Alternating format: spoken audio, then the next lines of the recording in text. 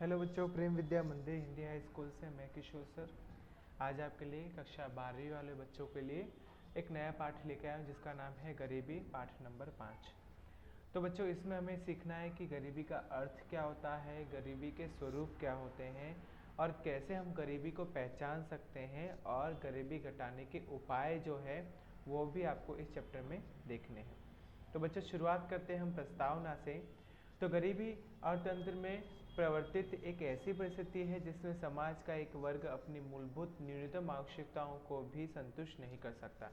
अधिकांश विकासशील देशों में जहां प्रति व्यक्ति आय का प्रमाण नीचा और आय का असमान वितरण देखने को मिलता है और वहां आबादी का बड़ा हिस्सा जो कि गरीब है, वह अच्छा जीवन जीने की मूलभूत न्यूनतम आवश्यकताएं जैसे कि पर्याप्त पोषण, आहार, कपड़ा, अच्छे आवास भी प्राप्त नहीं कर सकता। तो दूसरी तरफ धनी और समृद्ध वर्ग ऊंची आय के साथ ऊंचा जीवन स्तर जीता है।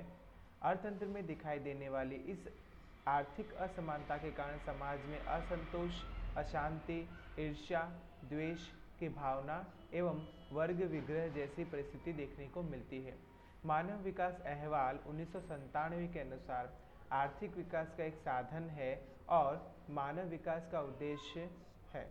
इस लिए आर्थिक विकास के साथ साथ गरीबी में भी तेजी से कमी हो, यह अपेक्षित है।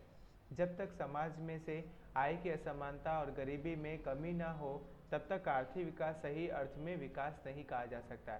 इस संदर्भ में भारत में आयोजन काल दौरान गरीबी उन्मूलन को ध्यान में रखकर आयोजन के एक महत्वपूर्ण ध्येय के रूप में स्वीकार किया गया है। विशेष रूप से पंचवर्षीय योजना एवं उसके बाद की पंचवर्षीय योजनाओं में गरीबी उन्मूलन के लिए एक व्यूहरचना के अंतर्गत विशेष कार्यक्रम और योजनाएं शुरू की गई, परंतु गरीबी में लक्ष्यांश के अनुसार कमी नहीं हो सकी। 5.1 है गरीबी का अर्थ। हम बच्चों कैसे पहचानेंगे कि हम गरीब हैं या नहीं, या हम अमीर वर्ग हैं या नहीं। तो बच्चों, क्या लिखा है यहाँ पे, जब समाज में एक बड़ा वर्ग अपनी मूलभूत न्यूनतम जीवन जीने की आवश्यकताओं को संतुष्ट ना कर सके तो उस परिस्थिति को गरीबी कहते हैं। यदि समाज का एक बड़ा वर्ग न्यूनतम जीवन स्तर से भी नीचे के जीवन स्तर में से युक्त हो तो समाज में व्यापक गरीबी है, ऐसा हम कह सकते हैं।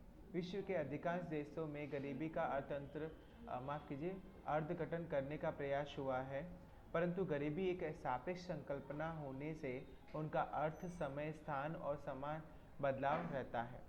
गरीबी के अधिकांश अर्धघटकों में समाज के एक औसत जीवन स्तर को ध्यान में रखकर समाज के प्रवर्तमान असमानताओं को दर्शाया जाता है, जिससे विकसित और विकासशील देशों में गरीबी निश्चित करने के स्तरों में अंतर देखने को मिलता है। इस संदर्भ में गरीबी के अलग अलग अर्ध घटकों को दो भागों में बांटा जा सकता है। पहला, गरीबी का परंपरागत अर्थ अथवा तो आय रूपी गरीबी। दूसरा, गरीबी का आधुनिक अर्थ अथवा तो गैर आय रूपी गरीबी।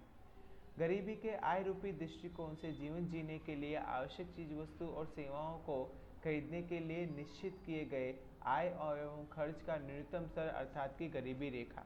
गरीबी रेखा द्वारा निश्चित किए गए आय व खर्च के न्यूनतम से भी कम आय प्राप्त करने या खर्च करने वाले वर्ग को गरीब कहते हैं। इस प्रकार का अर्धघटन के अनुसार गरीबी एक अभाव की परिस्थिति है। भारत में गरीबी रेखा के लिए आवश्यक निश्चित न्यूनतम कैलोरी प्राप्त करने के लिए आवश्यक भोजन पर होने वाले न्यूनतम उपभोग खर्च को ध्यान में लिया जाता है, परंतु इस परिस्थिति से निश्चित हुई गरीबी रेखा की मर्यादा यह है कि वह सिर्फ अपर्याप्त भोजन यानी कि भूखमरी की स्थिति को दर्शाता है और गरीबी सिर्फ भूखमरी की स्थिति नहीं होती है। न्यूनतम औसत जीवन स्तर की संकल्पना में भोजन के अतिरिक्त अन्य बातें जैसे कि कपड़ा, आवास, शिक्षा, स्वास्थ्य, स्वच्छता, पीने का शुद्ध पानी इत्यादि आधारभूत सुविधाओं का भी समावेश होना चाहिए और इससे गरीबी का आधुनिक अभिगम के रूप में गैर आय रूपी गरीबी का ख्याल अधिक महत्वपूर्ण बन गया है। आधुनिक अर्थशास्त्रियों के मतानुसार आय रूपी गरीबी वह गरीबी का एक महत्वपूर्ण पहलू है, परंतु उससे मानव जीवन का एक छोटे हिस्से का ही ख्याल आता है। कार्य करते और पसंदगी के लिए जो स्वतंत्र धनी लोगों के पास उपलब्ध होती है वह गरीबों के पास कभी नहीं होती। इस संदर्भ में गरीबी की पूर्ण संकल्पना प्राप्त करने में सिर्फ आय के संदर्भ में वंचितता का विचार न करते हुए उसके अतिरिक्त मानव जीवन के विकास हेतु आवश्यक बातें जैसे कि शिक्षा, दीर्घायु एवं स्वास्थ्य जीवन, स्वच्छ जीवन स्तर, व्यक्तिगत स्वतंत्रता, आवासों की उपलब्धता, पसंदगी तथा स्वाभिमान के साथ गौरवपूर्ण जीवन का भी विचार होना चाहिए।